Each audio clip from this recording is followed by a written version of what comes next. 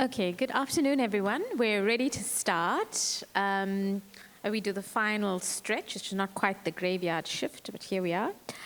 It's my pleasure today to introduce the final four of our early career researchers. Their bios are in the book, so I won't do those introductions. I'd like to invite up to stage now Peace Oregbesan. She will be talking about public perception on generational transmission of mental illness risk, a qualitative analysis of Twitter and X comments. Thank you, Peace.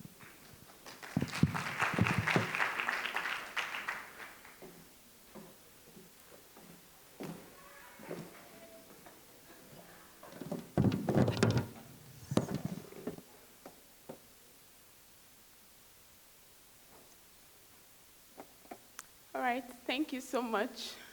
So basically, this study actually explores how ordinary people who are outside the clinical or academic setting, actually understand the idea that mental illness can actually pass across generations.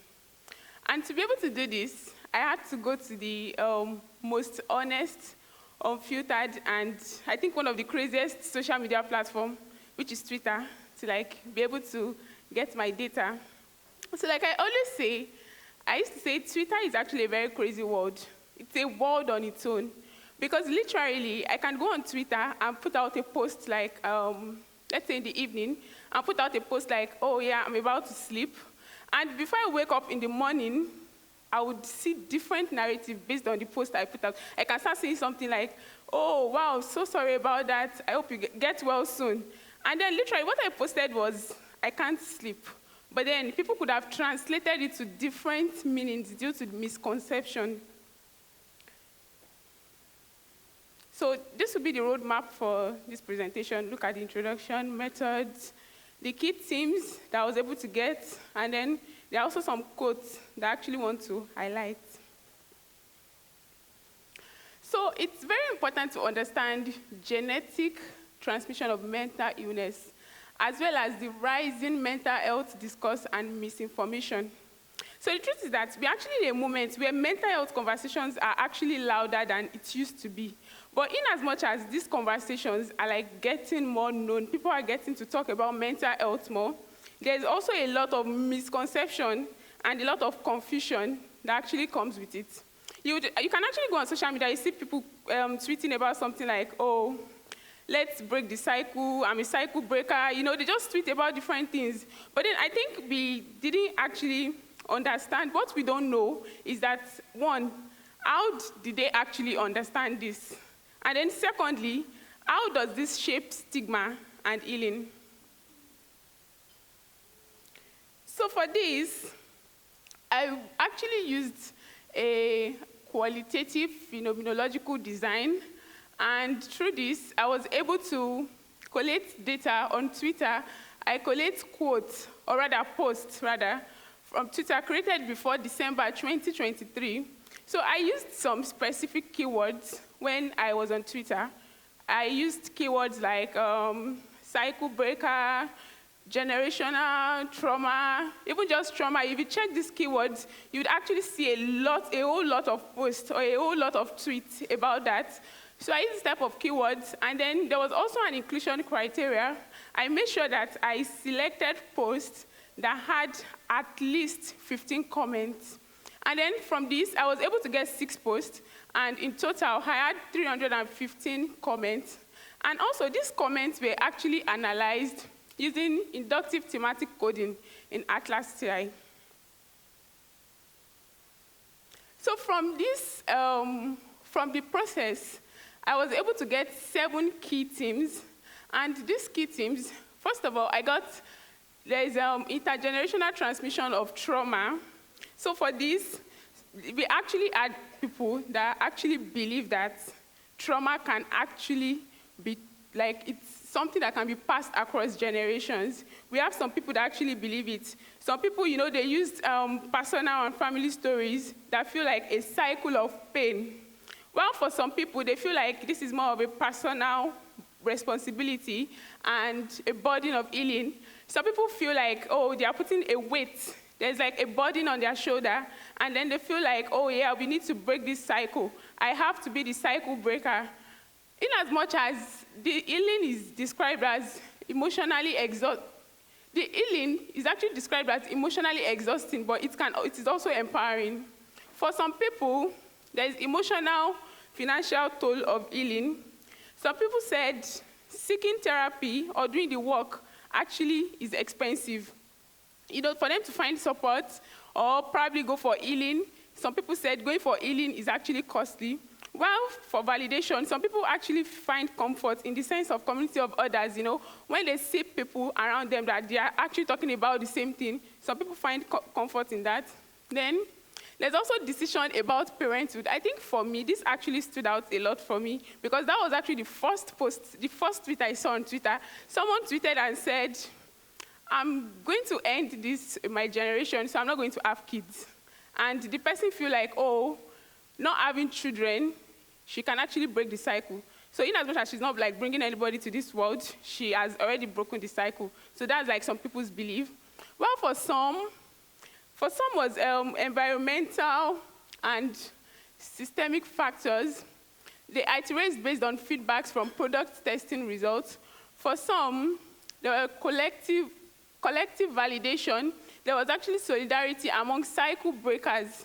Others find comfort. When they see people like, oh, yeah, we're in the same category, they feel better. Well, for some, there was actually skepticism. For some, were just like, nah, this thing does not exist. This is a lie. This is all lies. So they actually did not believe it. And then so from this basically, we could see that online conversations actually shows mixed belief about men. And many people actually identify as cycle breakers, linking healing to personal action and family change. And this is also similar to previous work on genetic essentialism and empowerment. And then we also faced some limitations because this data was actually gathered from just one social media platform. And we were not also able to, get demographics, maybe like their age, their culture, or even their mental health history. We were not able to get that. And then for some things that we feel we might actually consider doing for future directory is to make sure that there will be cross-platform analysis, probably bringing in more platform, getting data from more platform like maybe Reddit or TikTok. I think TikTok is getting similar to Twitter these days compared to like other social media platforms. Then also, there can be interviews with people that actually identify themselves as cycle breakers. Then there should also be cross-cultural comparison. And then there are actually some solutions that I feel we can, start embracing to actually stop conversations like this. We can actually encourage more digital mental health literacy. There can also be partnership between clinicians and maybe some content creators, because in as much as we are doing a majority of this work, we've forgotten that the social media is actually a different world on its own. And there are a lot of things going on there that I think we really need to look into that aspect as well. Then there can also be some communication strategies that can, blend science with empathy and accessibility. So these are like some of the quotes that some people posted on Twitter. Someone said, I am the one, but this bloodline ends with me. Another said, healing is possible. Breaking the cycle starts with awareness. Someone said, I do not want kids. Part of me not wanting kids is not passing down more trauma. Then someone said, trauma release work is a lot, financially, mentally, and emotionally. Someone said, epigenetic memory, like the person was just laughing.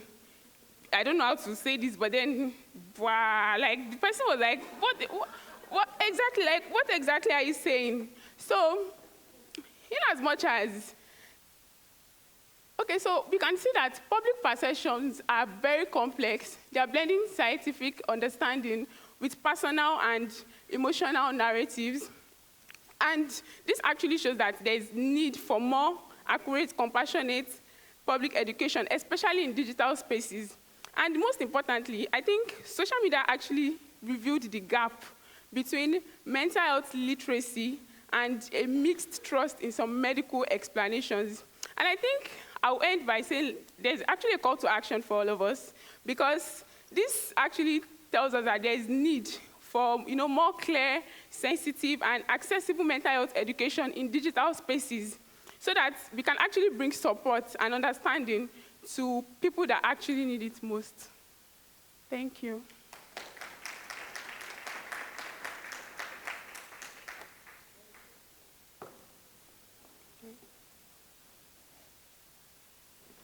Peace, thank you so much. I think that's highlighting such an important thing in terms of platforms that we need to be addressing. The child psychiatrist in me always says that you have to meet children where they are at. And I think we forget sometimes that many of the mental health care users are actually online, they're using digital platforms, and we're still using old school traditional methods of communicating science, and that's really a call to action, like you say, for us to be more relevant. So thank you for that. I had a question, which I'll just go first on, and if that's all right. If you have a question, please put your hand up and I'm gonna come to you. I was just wondering if you had done any reflection on the gender of people and the age. Did that make a difference? Yes, I talked about that part of the limitations we had was that we're not... Your mic? Oh. Is it on? Where's my mic? There's it, you can hear it. Oh, Yeah. okay. Is it still there? Yeah. Oh, yeah. All right, so I was saying that part of the limitations that we faced was that, first of all, we were not able to get people's age and even their culture, where they are from. But then one thing I noticed was that from there, I was able to check their Twitter bio, and I saw that it was actually across different countries, not just Nigeria. So the data was actually collated from different countries. But then, just like you said, their gender was not known as well. So I think that can be employed for future study. Because I think that's a really important thing about the age group and the category in terms of how information is processed and understood. But I hear what you're saying. Let's take it up for questions. Yeah, go ahead. Thank you very much. Beautiful study and very innovative. Part of the group that's old, traditional, that Anusha was talking about, and I really can't keep up with the momentum of the social media and all of that. My question is, how did you approach the ethics? Do you ask for permission from someone to source the data? Like, how does it work if you have to do a study on social media? Okay, are you saying if you want to probably do something like this? Like what you did. And yeah, like you are not a social media person savvy like I am? No, I think she's asking about the consent for using the information for the study. And also, sorry, like in your organization, for example, I can't just write up something without submitting it to my ethics committee. It has to go through that. So how do you get permissions and how does it work? Okay, for me, I think I actually forgot to introduce myself perfectly. Because yes, this is somehow related to what I do, because I'm actually a public health communicator. So I communicate more on mental health. So I think I deal more with the digital space, social media. So for that, because for me, I just went on Twitter and I saw people's posts because it's something that was really trending. And then I was like, oh yes, this would actually be a great study, because I was actually really curious. Immediately I saw the first post that the person said, I don't want to have kids, because I was like, oh, something is definitely happening here. And I was more interested in seeing, getting more information. Even the keywords I used, it was not like I found it anywhere. I developed those keywords by myself. So I came about those keywords by myself to check on Twitter for those things. So for you to get permission, I think social media is actually an open space. You can go on Twitter and gather your information. I don't think there's any specific permission for you to actually get tweets, because their tweet is just there. It's just wasting on Twitter. So, I brought it to life. Literally. No. So I think maybe to that, there's a question in the back. There's a few. So we'll go 1, 2, 3. And are you going to answer on her ethics? Yeah, okay. So, Peace, what you did is actually called social listening. So for anyone who posts things on Twitter, Facebook, and all of these things that we put out there, when you're doing social listening, that information is public information. So it can be mined and used for data. At the end of the day, so long as your information is not really out there, like you've not put in a lot of your details, like I am Zawadi, I am etc, etc. So like they will know that, but then they may not know the other sub-details around it. But this is social listening. So the ethics that then you'd need would be the ethics of your institution. And if you're in Kenya, then you'd have to go through NACOSTI so they can give you a waiver of utilizing social listening privileges. All right. Thanks. You can go next. Hi. That was the same thing I was going to say. So I was just going to say that it is social listening, and if you put something out there on social media, it becomes public information. So you don't necessarily need to go through RIB to get ethical clearance to collect data that is already put there. Besides, another thing I wanted to add was that they stayed anonymous.